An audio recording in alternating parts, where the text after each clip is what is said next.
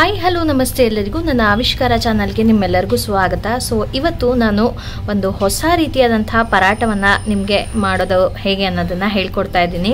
ಇದು ಕೇವಲ ಒಂದು ಇಂಗ್ರೀಡಿಯೆಂಟ್ ಮಾತ್ರ ಉಪಯೋಗಿಸಿ ಅಥವಾ ಒಂದ್ರದ್ದು ಮಾತ್ರ ಅಲ್ಲ, ಪನ್ನೀರ್ ಪರಾಟ ಅಥವಾ ಆಲೂ ಪರಾಟ ಅಲ್ಲ, 4 ಸ್ಟಫಿಂಗ್ ಹಾಕಿ ಮಾಡುವಂಥ ಪರಾಟ.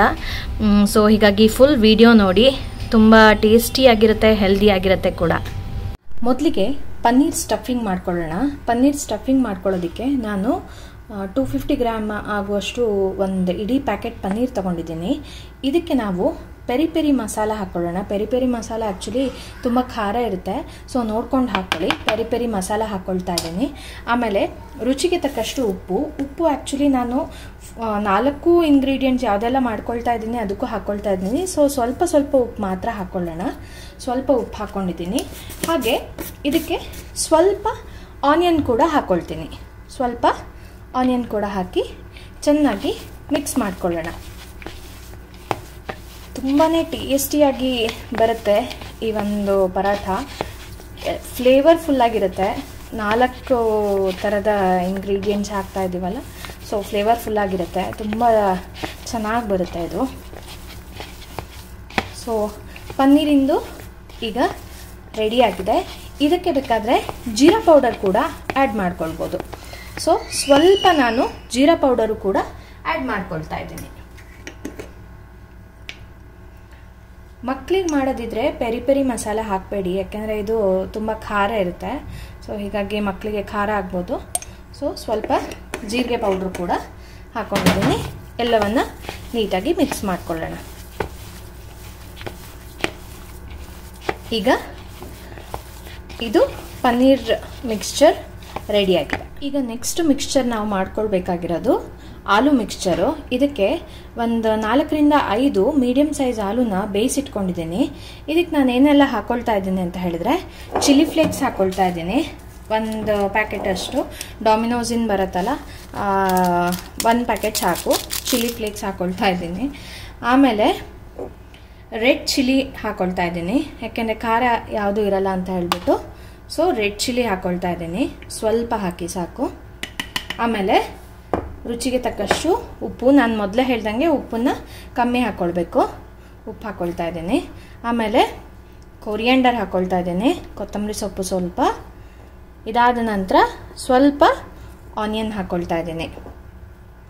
ಇದಿಷ್ಟು ಈಗ ಆಲೂ ಮಿಕ್ಸ್ಚರ್ ರೆಡಿಯಾಗಿದೆ. ಇದನ್ನು ಕೂಡ ನೀಟಾಗಿ ಕಲಿಸ್ಕೊಂಡು ಬರೋಣ. ಇವಾಗ ನೆಕ್ಸ್ಟ್ ನಾನು ಮಾಡ್ತಾ ಇರೋದೆ ಆನಿಯನ್ದು ಮಿಕ್ಸ್ಚರು. ಇದಕ್ಕೇನು ಇಲ್ಲ, ಆನಿಯನ್ ಹಾಕ್ಕೊಂಡಿದ್ದೀನಿ. ಇದಕ್ಕೂ ಸ್ವಲ್ಪ ಉಪ್ಪು ಹಾಕ್ತೀನಿ, ಸ್ವಲ್ಪ ಸಾಕಷ್ಟೇ. ಸ್ವಲ್ಪ ಉಪ್ಪು ಹಾಕ್ತೀನಿ. ಆಮೇಲೆ ಎನಿ ಮಸಾಲ ಹಾಕ್ಕೊಳ್ಬೋದು, ಯಾವ್ದು ಬೇಕಾದ್ರೂ ಮಸಾಲ.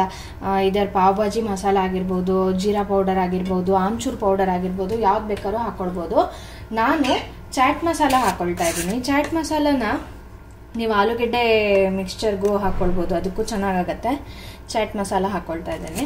ಇದೇನೂ ಇಲ್ಲ, ಇದು ಇಷ್ಟೇ, ಆನಿಯನ್ ಮಸಾಲದ್ದು ಇಷ್ಟೇ. ಇದನ್ನು ನೀಟಾಗಿ ಕಲಿಸ್ಕೊಳ್ಬೇಕು. ನೋಡಿ, ಇವಾಗ 3rd ಮಸಾಲ ಯಾವುದು, ಆನಿಯನ್ ಮಸಾಲ ರೆಡಿಯಾಗಿದೆ.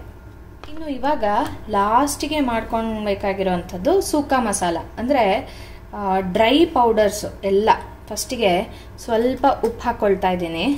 ಅದ್ರ ಜೊತೆಗೆ ಸ್ವಲ್ಪ ಗರಂ ಮಸಾಲ ಹಾಕ್ಕೊಳ್ತಾ ಇದ್ದೀನಿ. ಆಮೇಲೆ ಸ್ವಲ್ಪ ಖಾರದ ಪುಡಿ ಹಾಕ್ಕೊಳ್ಳೋಣ, ಖಾರದ ಪುಡಿ. ಆಮೇಲೆ ಸ್ವಲ್ಪ ಜೀರಿಗೆ ಪೌಡರ್ ಹಾಕ್ಕೊಳ್ತಾ ಇದ್ದೀನಿ, ಜೀರಾ ಪೌಡರು. ಎಲ್ಲದೂ ಸ್ವಲ್ಪ ಹಾಕ್ಕೊಳ್ಳಿ ಸಾಕು, ಜೀರಾ ಪೌಡರು.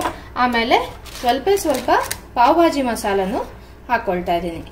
ಇದಿಷ್ಟು ಹಾಕ್ಕೊಂಡು ಚೆನ್ನಾಗಿ ಮಿಕ್ಸ್ ಮಾಡ್ಕೊಳ್ಳೋಣ. ಇದು 4th ಮಸಾಲ. ಈಗ ನೀವು ನೋಡ್ತಾ ಇರ್ಬೋದು 4 ಥರದ ಸ್ಟಫಿಂಗು ಕೂಡ ರೆಡಿಯಾಗಿದೆ. ಪನ್ನೀರು, ಆಲೂ, ಆನಿಯನ್ನು ಮತ್ತು ಡ್ರೈ ಪೌಡರ್ಸ್ ಎಲ್ಲದು.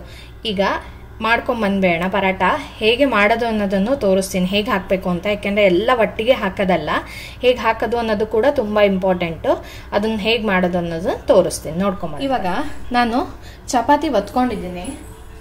ಈ ಚಪಾತಿಗೆ ಮಧ್ಯದಲ್ಲಿ ಹೀಗೆ ಮಧ್ಯ ಬರೋ ಥರ ಒಂದು ಚಾಕುನಲ್ಲಿ ಕಟ್ ಮಾಡ್ಕೊಳ್ತಾ ಇದ್ದೀನಿ. ಫಸ್ಟಿಗೆ ನಾವು ಆಲೂ ಸ್ಟಫಿಂಗ್ ಹಾಕೊಳ್ಳೋಣ. ಆಲೂನ ಏನು ಮಾಡ್ಕೊಳ್ತೀನಿ ಅಂತಂದರೆ, ಈ ಥರ ಒಂದು ಫುಲ್ ಹ್ಯಾಂಡ್ ಬರೋಷ್ಟು ಆಲೂಗೆಡ್ಡೆ ತಗೊಂಡು ನಾವು ಕಟ್ಲೆಟ್ಟಿಗೆಲ್ಲ ಮಾಡ್ಕೊಳ್ತೀವಲ್ಲ ಆ ಥರ ಹೀಗೆ ಒಂದು ಕಟ್ಲೆಟ್ಟಿಗೆ ಮಾಡ್ಕೊಳ್ಳೋ ಥರ ಈ ಥರ ಮಾಡ್ಕೊಳ್ಳೋಣ. ಒಂದು ಚೆನ್ನಾಗಾಗತ್ತೆ. ಈ ಥರ ಇಲ್ಲಿಡಬೇಕು. ಸ್ವಲ್ಪ ಪ್ರೆಸ್ ಮಾಡಿ, ಹೀಗೆ ಪ್ರೆಸ್ ಮಾಡಬೇಕು ಇದನ್ನು. ಈಗ ನೆಕ್ಸ್ಟ್ ಏನು ಹಾಕೋದು ಅಂತ ಅಂದರೆ, ನೆಕ್ಸ್ಟು ಪನ್ನೀರ್ ಹಾಕೋಣ. ಪನ್ನೀರು ನಂದು ನೆರಳು ಬೀಳ್ತಾ ಇರ್ಬೋದು, ಯಾಕೆಂದರೆ ನೈಟ್ ಆಗಿರೋದ್ರಿಂದ ನಮ್ಮದು ನ್ಯಾಚುರಲ್ ಲೈಟ್ ಇಲ್ಲ, ಸೊ ನೆರಳು ಬೀಳ್ತಾ ಇದೆ. ಈಗ ಪನ್ನೀರ್ ಹಾಕ್ತಾ ಇದ್ದೀನಿ. ಪನ್ನೀರನ್ನು ಕೂಡ ಅದೇ ಥರ ಒಂದು ಕಟ್ಲೆಟ್ ಥರ ಮಾಡ್ಕೊಂಡಿದ್ದೀನಿ, ಇಲ್ಲಿ ಇಡ್ತಾ ಇದ್ದೀನಿ. ಈಗ ಇಲ್ಲಿ ಮಧ್ಯಕ್ಕೆ ಫಸ್ಟು ಸುಕ್ಕ ಮಸಾಲ, ಇದು ಆನಿಯನ್ನು, ಆಮೇಲೆ ಇದು ಸುಕ್ಕ ಮಸಾಲ, ಇದನ್ನು ಹಾಕೊಳ್ಳೋಣ. ಸ್ವಲ್ಪ ಹಾಕಿದರೆ ಸಾಕು ಮಸಾಲ. ಈಗ ಇದನ್ನು ಫ್ಲಿಪ್ ಮಾಡಿ ನಾವು 4 ಸೈಡು ಮಡಚಬೇಕು. ಈ ಥರ ತ್ರಿಕೋನ ಬರೋ ಥರ ಹೀಗೆ ಒತ್ಕೊಂಡು ಮಡಚಿ, ಇಲ್ಲಾಂದರೆ ಎಲ್ಲ ಸ್ಟಫಿಂಗ್ಸು ಬಿದ್ದೋಗುತ್ತೆ. ಸೊ ಈ ಥರ ಫ್ಲಿಪ್ ಮಾಡ್ಕೋಬೇಕು.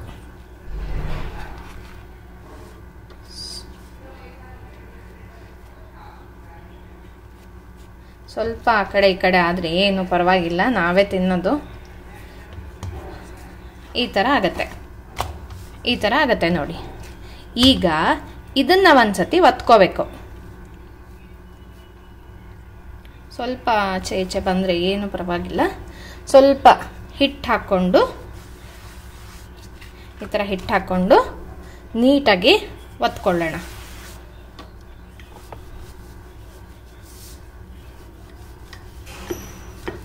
ದಪ್ಪ ಇದ್ರೂ ಅಡ್ಡಿಲ್ಲ, ಏನಾಗಲ್ಲ. ಏಕೆಂದರೆ 4 ಸ್ಟಫಿಂಗ್ ಹಾಕಿರೋದ್ರಿಂದ ಆಬ್ವಿಯಸ್ಲಿ ದಪ್ಪ ಬಂದೇ ಬರುತ್ತೆ.